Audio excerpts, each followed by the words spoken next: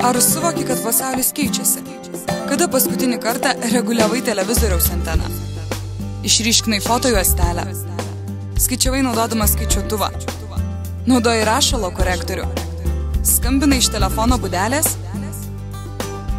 Tai, kas buvo nauja anksčiau, dabar jau nebėra pažangu. Neužtenka tik skaityti, rašyti, neužtenka baigti mokyklos ar universiteto. Tobulėti reikia nuolat. Atverk duris ir siek pokyčių. Mokymasis atneša pokyčių, o pokyčiai nulemia mokymasi. 5 kontinentų mokymo centro komanda pasirengus padėti tau mokytis, kas aktualu, kaip tau efektyvu ir kada tau patogu.